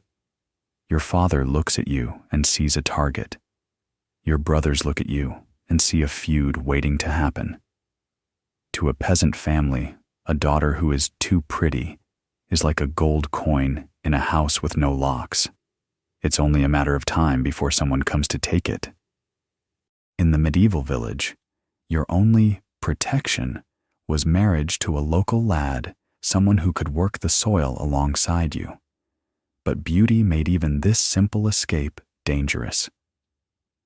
Why would a humble blacksmith's son or a tenant farmer marry the girl every man for 3 villages is staring at? To marry you was to invite constant challenge. It was to live with the fear that a more powerful man, a bailiff, a merchant, or the local lord, would decide he wanted what the peasant possessed. In the brutal social mathematics of the time, you were too expensive for your own class. And then there was the shadow that hung over every village wedding. The whispered horror of droit du seigneur, or the right of the first night. Modern historians often debate if this law truly existed as a formal, written decree, but in the psychological landscape of the Middle Ages, the reality was much simpler. Power didn't need a law to be predatory. The local lord of the manor owned the land you walked on, the mill where you ground your grain, and effectively, the people who lived in his shadow. If you were too pretty, the lord's interest wasn't a compliment. It was a summons. Imagine the terror of the selection. The lord and his men-at-arms ride through the village during the harvest festival. They aren't looking at the crops. They are looking at the girls. If the Lord's gaze settles on you, your life is over. You could be requested for service at the manor house, a service that everyone knows involves more than just cleaning hearths. Your father cannot refuse without risking the loss of his tenancy, which means starvation for the whole family. You are a human tithe, a tax paid in flesh, because your face was too fair for your station. The isolation of the peasant beauty was different from the noblewoman's. You weren't locked in a room. You were locked in a social vacuum. The other village women, weathered by labor and multiple pregnancies, saw your smooth skin and bright eyes as a threat to their own security. If the Lord's eyes were on you, his anger might fall on the whole village if he was denied. You became a scapegoat, a distraction, a girl who was asking for trouble just by existing without enough dirt on her face. There are stories of peasant mothers who would deliberately smudge soot on their daughters' cheeks or cut their hair in jagged, ugly clumps when the tax collectors or the knights came to town. They were trying to erase the very thing that modern society tells us to crave. They knew that in the year 1350, being invisible was the only way to be safe. But beauty in the fields also attracted the travelers. Merchants, soldiers of fortune, and wandering friars passed through these villages, and to them, a beautiful peasant girl was a prize with no consequences. If a noblewoman was harmed, a war might start. If a peasant girl was taken, who would notice? You were a nobody with the face of a somebody, and that dissonance was a recipe for tragedy. You were a flower growing in a wasteland, and every passerby felt entitled to pluck you. The psychological toll was a constant state of hypervigilance. You learned to walk with your head down. You learned to make your voice flat and dull. You learned to hide the very light that moved within you, because you realized that in the mud, anything that sparkles is quickly trampled or stolen. And if the worst happened, if you were ruined by a man of higher station, the village didn't offer comfort. They offered judgment. You were spoiled goods. You were no longer marriageable. You were a mouth to feed with no prospect of a dowry. Many beautiful girls, fallen from the meager grace of their village, ended up as the lowest tier of the medieval world, the camp followers, or the alehouse maidens, where their beauty was used until it was gone, leaving them to die in the gutters of a rising city. Think about the silence of the field at dusk, the long walk back to a thatched hut with a dirt floor. You look at your reflection in a rain barrel, not a polished bronze mirror, but a dark, shivering circle of water. You see a face that could have launched 1,000 ships, but in this world, it can't even buy you a night of peaceful sleep. You realize that your beauty is a currency you can never spend, a treasure that makes you a target, and a gift that feels like a curse. You aren't a queen. You aren't even a pawn. You are just a girl in the mud, waiting for the sound of hooves on the road, praying that this time they pass you by. But what if you were noticed by someone who didn't want to own you or tax you, but wanted to capture you in a way that lasted forever? What if your beauty became the obsession of an artist, a man who sought to turn your flesh into paint and stone? Because being a muse sounds romantic in the history books, but in the Middle Ages, being caught in the gaze of the art world was a different kind of trap altogether. In the next part, we move from the mud of the fields to the chalky dust of the workshop. It's time to face the art of deception. Step out of the mud of the village and into the quiet, chalky dust of a painter's workshop. Here, the air doesn't smell of earth or sweat. It smells of crushed lapis lazuli, pungent linseed oil, and the dry, ancient scent of plaster. You are standing in a place of creation, but for the too pretty woman of 14th century Italy or Flanders, this workshop was a place of a different kind of erasure. Welcome to the ultimate irony of the Middle Ages, the muse. In the history books, we celebrate the masterpieces, the Madonnas with their porcelain skin, the saints with their downcast, star-like eyes. But we rarely talk about the flesh and blood women who stood in the shadows of the studio, providing the faces for the divine while being treated as the lowest of the profane. Imagine you are a girl from the streets, perhaps a laundress, a tavern wench, or a woman of the night. You have been blessed or cursed with a bone structure that defies your station. Your jawline is as sharp as a vow, your eyes carry a natural sorrow, and your skin, despite the grit of your life, has the luminosity of silk. A painter notices you. He doesn't want to save you. He doesn't want to marry you. He wants to borrow you. He pays you a few copper coins pittance for him, but bread for you, and asks you to sit still for hours. You are draped in heavy blue velvet, your hair covered by a modest veil. He tells you to look down, to look holy, to look as if you have never known a moment of hunger or a touch of sin. In that workshop, you are transformed. Under his brush, your tired eyes become the eyes of the Virgin Mary. Your worn hands become the hands of Saint Catherine. This is the sacred deception. For weeks, you are his obsession. He studies every curve of your lip, every shadow on your throat. He immortalizes you in gold leaf and expensive pigments. But the moment the painting is finished, you are discarded. You return to the mud, to the laundry tub, to the tavern. But here is the chilling part. Months later, you find yourself kneeling in the great cathedral. You look up at the high altar, and there you are. You see your own face staring back at you from behind a cloud of incense. Thousands of pilgrims are weeping before your image. They are kissing the feet of the painting that bears your likeness. They are praying to you for miracles, for healing, for salvation. They are worshiping a saint, but they are looking at a girl who is being evicted from her hovel. They are tithing to the church while you are starving in the alleyway behind it. The dissonance is enough to shatter the mind. In the painting, you are the vessel of grace, the queen of heaven.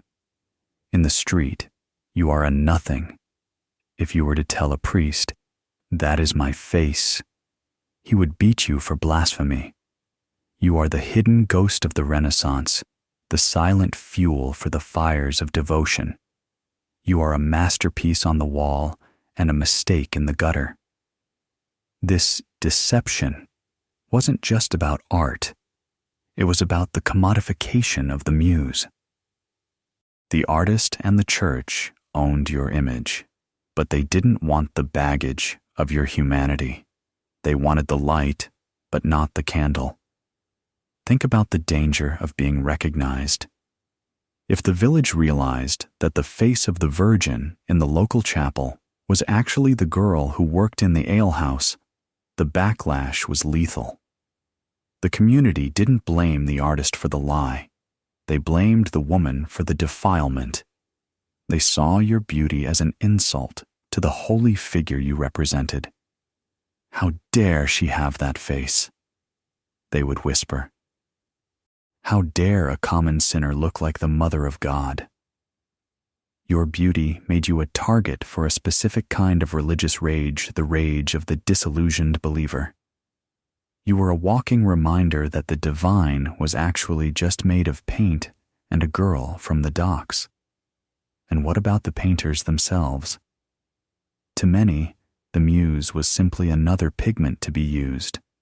There are accounts of artists who were so obsessed with capturing the perfect look of a martyr that they would push their models to the brink of physical collapse, forcing them to hold painful, unnatural poses for days on end. Your beauty was a resource to be extracted, like mining silver from a mountain. Once the vein was dry, once the sparkle in your eyes faded from exhaustion, you were replaced. The muse was a role with a short shelf life. As soon as a wrinkle appeared, as soon as the stress of your real life began to mar the ideal the artist sought, you were dead to the art world.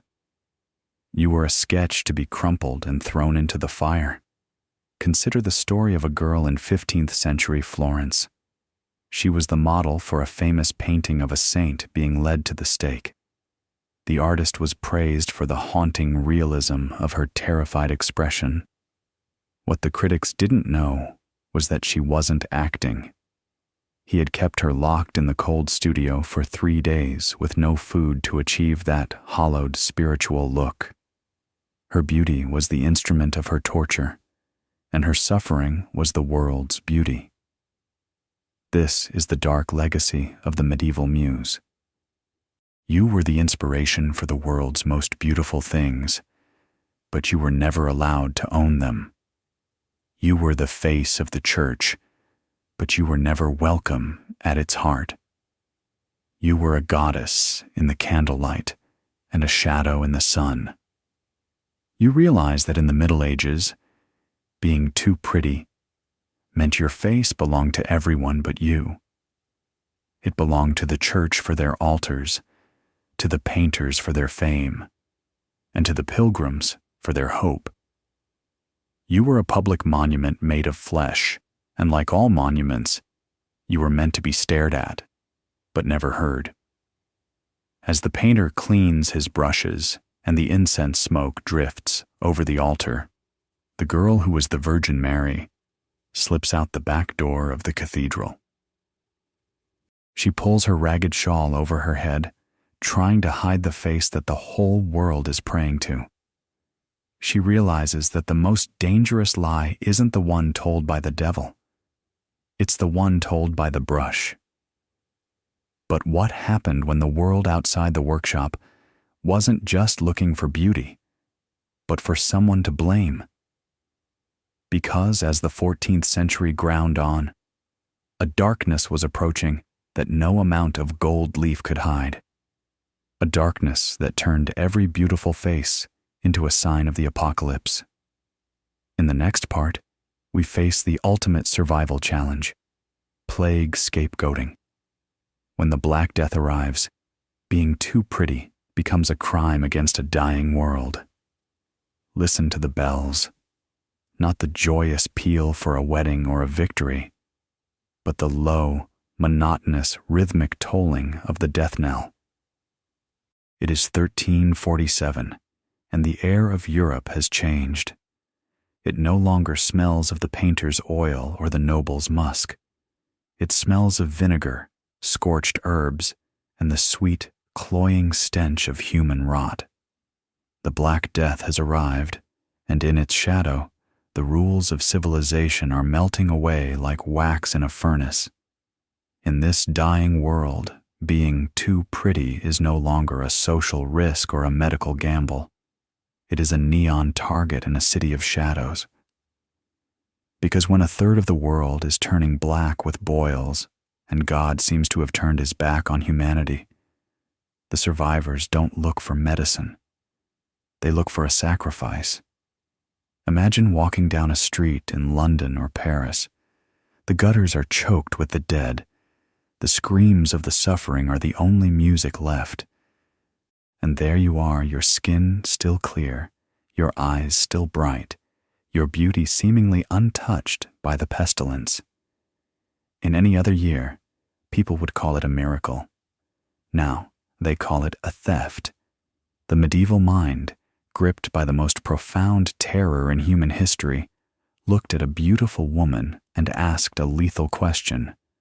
Why is she spared while my children are turning to ash? This is the birth of plague scapegoating. The logic was as dark as the disease itself. The church preached that the plague was a scourge of God, a punishment for the sins of man. And what was the greatest sin that led men astray? Lust. And what inspired lust? Beauty. In the twisted psychology of the apocalypse, you weren't an innocent survivor. You were the cause. You were the temptation that made God so angry he decided to wipe out a continent. Your very existence was an insult to a mourning world. As the social order collapsed, a new and terrifying force rose from the dust. The flagellants. Imagine a procession of 1,000 men, hooded in black, walking barefoot through the mud. They carry heavy whips tipped with iron spikes. With every step, they lash their own backs until the blood sprays the cobbles. They are trying to pay the debt of human sin. They scream songs of doom and judgment, and as they enter your village, their leader stops. He doesn't look at the dying. He looks at you, the girl with the too pretty face, who hasn't yet bowed her head in shame. To the flagellants, you were the idol that needed to be smashed. They believed that by humiliating and destroying vanity, they could convince God to stop the plague. They would drag women into the square, women whose only crime was looking too healthy or too fair. They would shave their heads, strip them of their fine clothes, and force them to crawl in the filth. They wanted to see you rot before you died. They wanted to prove that your beauty was just a thin, demonic veil over a skeleton. This was a frenzy of spiritual vengeance. In the middle of an apocalypse, envy becomes a holy duty. But the danger wasn't just from the fanatics, it was from your own neighbors. Imagine the death watch the men appointed to clear the bodies. They were desperate, drunk on fear and stolen wine. If they saw a beautiful woman alone in a plague house, they didn't see someone to protect. They saw a prize they could take before the world ended. There are horrific accounts of plague raiders who would target beautiful survivors, believing that if they were going to die tomorrow, no law of God or man mattered today. Your beauty made you a target for the most primal, lawless violence. And then there was the medical paranoia. Some medieval doctors believed that the plague was spread through the evil eye or through corrupt air inspired by strong emotions. They argued that the sight of a beautiful woman could agitate the humors of a sick man, making his death faster. You weren't just a temptation, you were a biological hazard. There were instances where beautiful women were forbidden from leaving their homes not to keep them safe, but to keep others safe from the sight of them. You were quarantined like a leper, simply because your face was too vivid for a world of gray. But what if you did get sick? This was the final, crushing irony. If a beautiful noblewoman or a village muse began to show the signs of the plague, the community didn't offer pity. They offered triumph. They watched as the lead-white skin turned black, as the star-like eyes clouded with fever. To them, this was the correction. God was finally putting you in your place. They would stand outside your door and mock your fading beauty, calling out that the devil's paint is melting now. You died in a state of ultimate isolation, your beauty used as the final argument for your damnation. Think about the psychological horror of surviving the Black Death while being too pretty. You are surrounded by the smell of burning bodies. You hear the carts rattling through the night, the drivers crying, "Bring out your dead." Every person you love is gone, and yet you cannot grieve in peace. Every time you step outside, you see the eyes of the survivors. They aren't looking for comfort. They are looking for a reason to blame you for their loss. You start to smudge ash on your face. You stop washing your hair. You try to look as sick and wretched as the rest of the world. You realize that in the year 1349, ugliness is the only armor. There is a story of a merchant's daughter in Florence who was so beautiful that the local mob, driven mad by the loss of half their city, convinced themselves she was a plague bringer. They claimed they saw her breathing death onto the doors of the wealthy. They didn't have a trial. They didn't wait for the Inquisition. They took the pitchforks and the torches, and they hunted her through the empty palazzos. Her beauty, which had once been the pride of the city, was now the demon they needed to kill to feel safe. She died in the mud, her silk gown torn, her angelic face unrecognizable. And as the mob walked away, they felt a strange, dark peace. They hadn't stopped the plague, but they had destroyed the thing that made them feel small in the face of death. This is the ultimate survival challenge of the medieval era. It wasn't about the lead in your makeup or the knight in his armor. It was about the fragility of civilization. When the world breaks, the first thing it turns on is the thing that represents the ideal. Beauty is a luxury of a stable world. In a dying world, beauty is a taunt. As the fires of the plague pits burn into the night, lighting up the sky with a sickly orange glow, the survivor looks at her reflection in a puddle of rainwater. She sees the face that everyone hates. She sees the skin that everyone wants to burn. She realizes that the most dangerous thing you could be during the apocalypse was a reminder of what the world used to be. But for those who survived the plague and the mob, the quest to stay pretty didn't stop. In fact, it became even more desperate. They turned to rituals and secrets so bizarre they defy reason. They weren't just using chemicals anymore. They were using the occult, the animal kingdom, and the very limits of human endurance. Are you ready to see how far they went? Because we're about to explore the bizarre rituals of a world that refused to let beauty die, even after the world had ended. The plague pits have been filled. The bells have finally fallen silent. But as Europe emerges from the black shadow of the 14th century, the survivors are left with a jagged, desperate hunger. They have seen how fragile life is, how quickly the flesh can turn to rot, and instead of turning away from vanity, they lean into it with a fervor that borders on the occult. If the lead makeup poisoned you and the church condemned you, then perhaps, the medieval woman whispered, the answers lay in the blood, the bone, and the bizarre. Welcome to the inner sanctum of the medieval beauty ritual, a place where the line between a skincare routine and a dark ritual was written in the fat of animals and the sting of acid. Imagine a young woman sitting in a dimly lit kitchen, but she isn't cooking for a feast.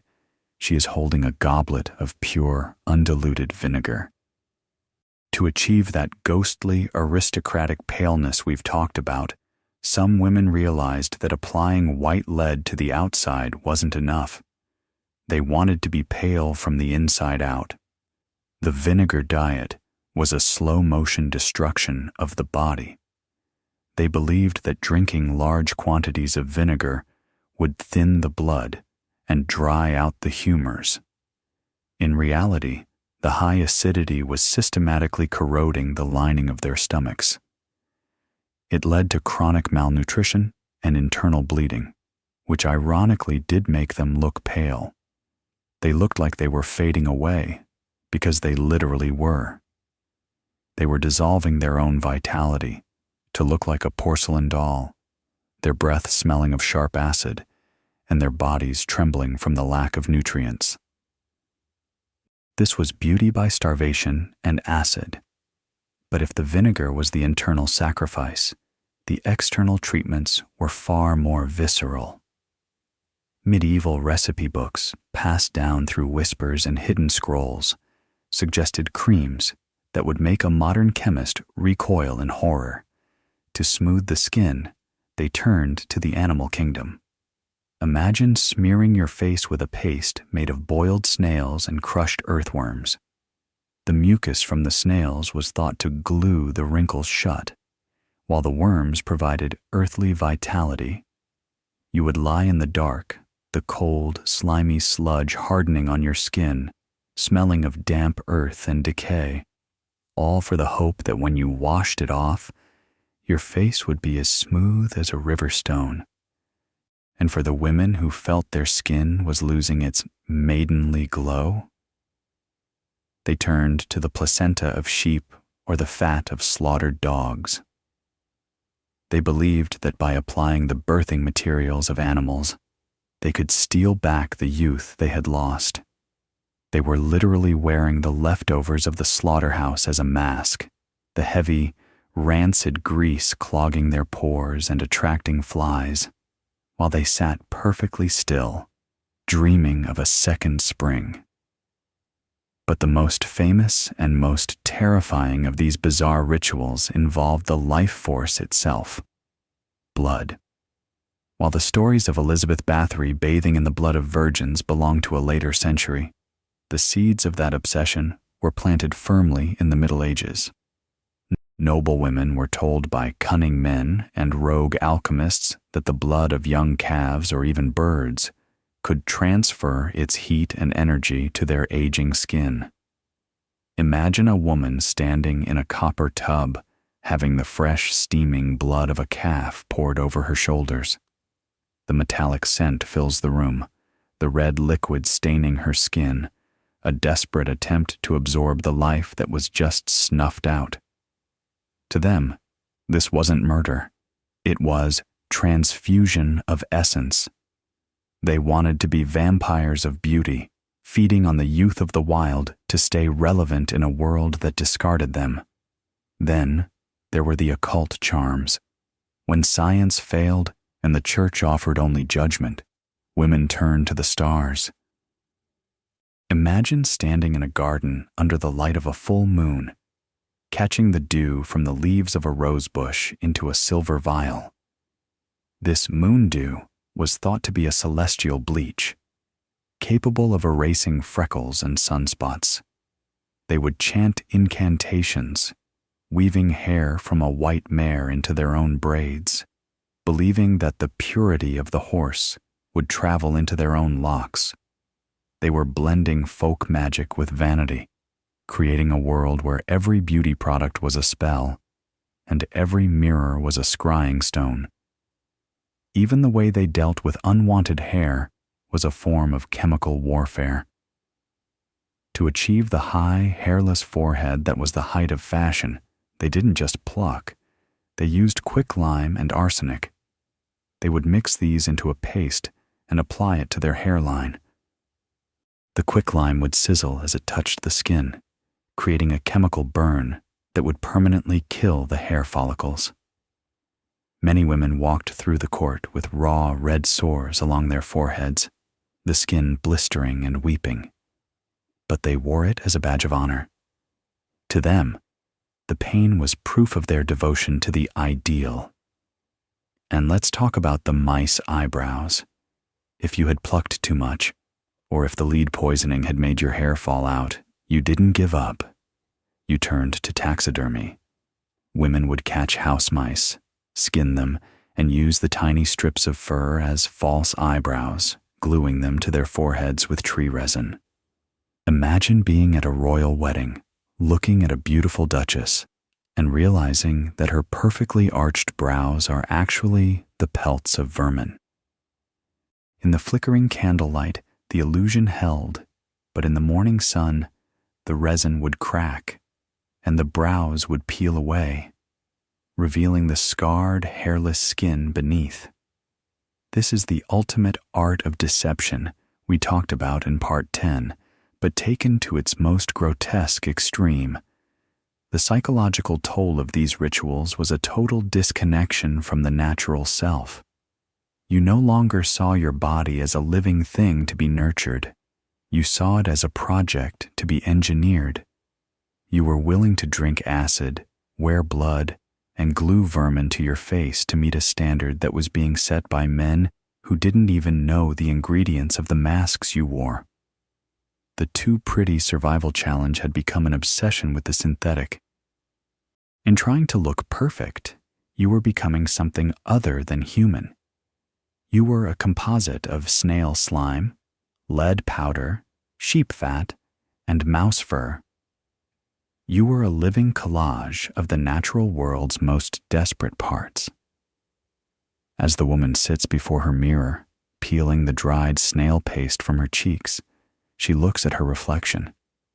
She sees the red lines where the quicklime burned her. She feels the ache in her stomach from the vinegar. She smells the metallic tang of the bloodbath lingering in her hair. She realizes that she has become a stranger to herself. She has achieved the ideal. She is pale, wide-eyed, and high-browed. But at what cost? She is a walking laboratory, a vessel for 100 bizarre secrets, and a woman who can no longer remember what it feels like to just be clean. But as the Middle Ages draw to a close and the Renaissance begins to dawn, the too pretty woman faces a final, agonizing truth. Even if she survives the poison, the marriage, the church, and the rituals, she cannot survive time. And in a world that has spent so much energy worshiping her youth, the arrival of age isn't just a natural process. It is the ultimate betrayal. In the next part, we face the most painful transformation of all, the agony of fashion. We look at how the very clothes designed to celebrate the beautiful body were actually designed to deform it. Exhale. Now, try to take a deep breath, a real, lung-filling breath.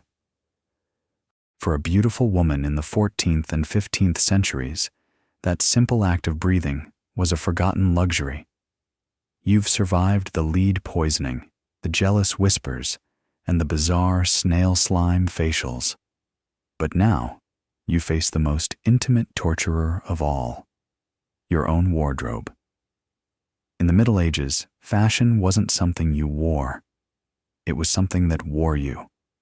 It was a structural engineering project designed to mold your soft human flesh into a rigid, ideological shape.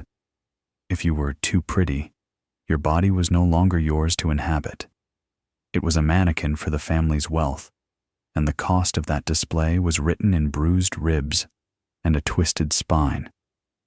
Welcome to the iron cage of elegance. Imagine the ritual of dressing for a royal feast. It begins with the cotte and the surcoat. But before the silk touches your skin, there is the corset. In this era, these weren't just fabric. They were reinforced with stiffened linen, wood, or the dreaded whalebone. Your maids gather behind you, bracing their feet against the floor as they pull the laces. You feel the air being driven from your lungs. Your ribs groan under the pressure. Your internal organs, your liver, your stomach, your lungs are physically displaced, shoved upward or downward to achieve the ideal wasp waist that the court demands. Fainting wasn't a feminine affectation. It was a biological necessity. You were living in a state of permanent oxygen deprivation. Your heart had to work twice as hard to pump blood through a torso that had been narrowed by 3 or 4 inches. Every time you laughed, every time you danced, you risked a total systemic collapse. You were a living, breathing masterpiece, but you were breathing through a straw. But the constriction of the waist was only the beginning. Let's talk about the weight of the world. A noblewoman's gown wasn't made of the light, airy fabrics we have today. It was constructed from heavy, hand-woven velvets, brocades stiffened with real gold and silver thread, and lined with the thick fur of ermine or sable. A single ceremonial dress could weigh between 40 and 60 pounds, nearly 30 kilograms of dead weight hanging from your shoulders. Imagine standing for 6 hours at a cathedral ceremony, draped in this velvet anchor. The weight pulls at your neck and spine, causing chronic back pain that would eventually lead to permanent skeletal deformation.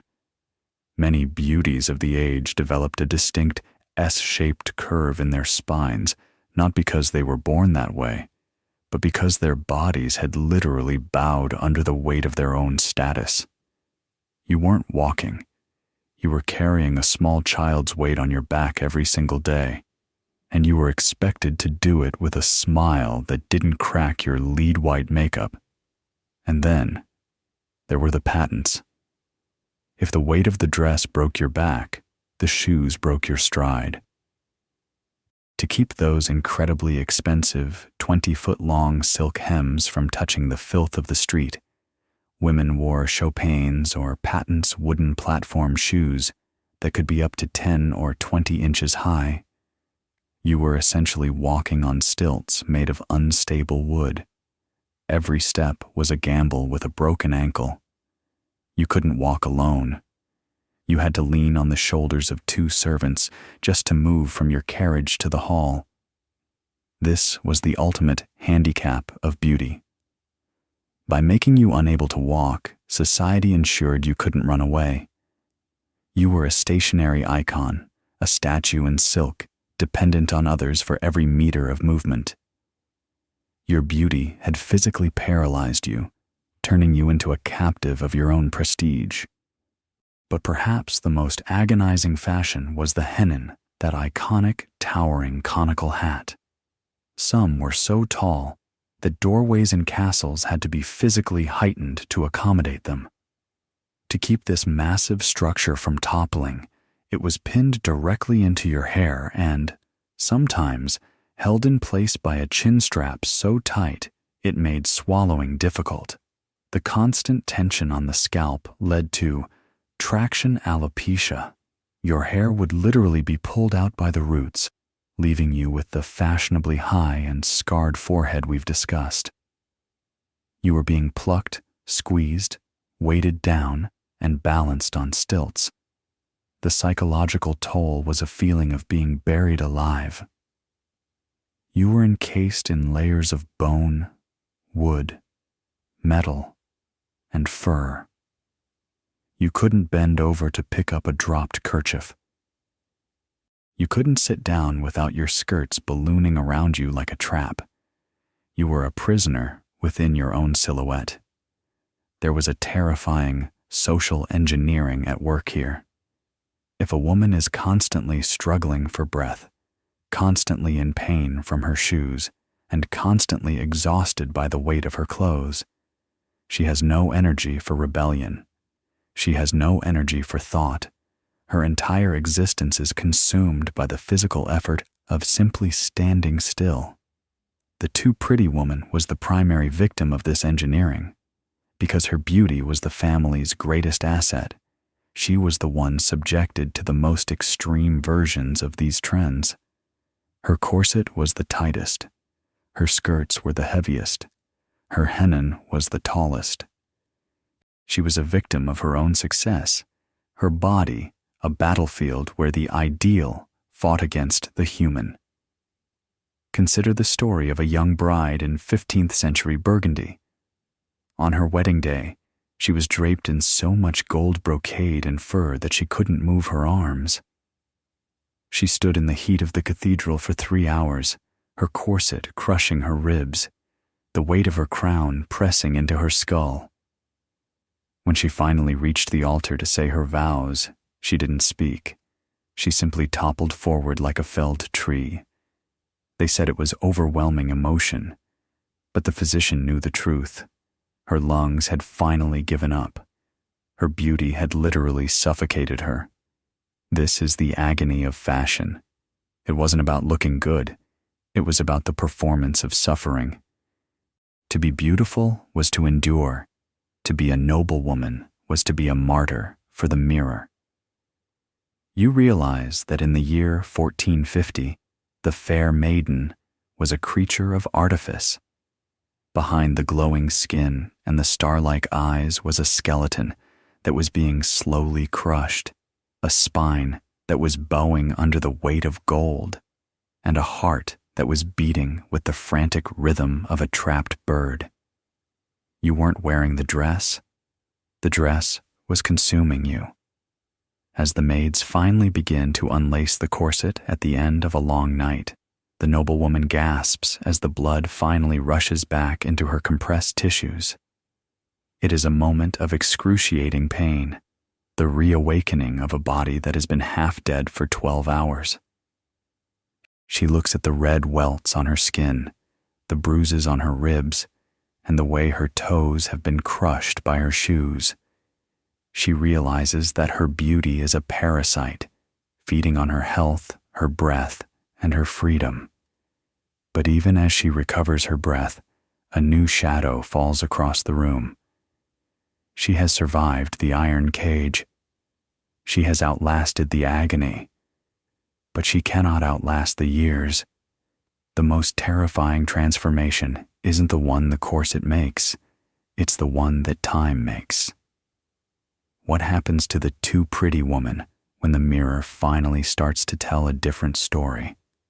When the youth that was her only protection begins to fade? In the next part, we face the final, inevitable survival challenge, the sentence of aging. What happens when the muse becomes a ghost? The mirror doesn't scream, it whispers. It starts with a single silver strand in your hair, or a faint jagged line at the corner of your eye that the ceruse can no longer fill. In the 14th century, you aren't allowed to age gracefully. At 25, you are mature. At 30, you are a ghost. The very society that built a pedestal for your youth now finds the sight of your aging skin an embarrassment, a reminder of the mortality they spent decades trying to forget. Yesterday, you were the son of the court. Today, You are a shadow. You walk into the great hall and realize the gaze of the king has moved not to your rival, but to a girl of 15 who looks exactly like you did 10 years ago.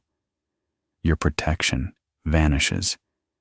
Your husband's interest turns to cold duty.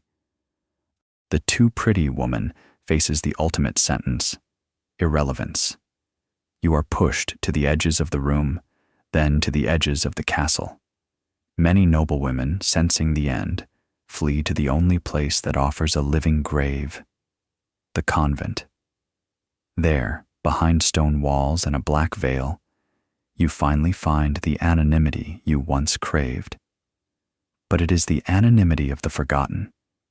Your beauty was a debt you spent your whole life paying, and now that the vault is empty, the world has no use for the vessel. You spend your final days in the silence of a cell, realizing that in a world of men, a woman without her youth is a woman without a soul. The candles have sputtered out. The lead has settled into the earth. The too pretty women of the Middle Ages are now nothing but bone and dust, their stories buried under 500 years of myth. But their legacy remains in every painting, every poem, and every warning we've inherited. They weren't just muses, they were survivors of a lethal obsession. They proved that beauty, when used as a cage, is the cruelest weapon of all. As you turn away from the mirror tonight, remember them. For in the darkness of history, their light still burns a reminder that the most beautiful thing about you isn't what the world sees, but the soul they could never truly own.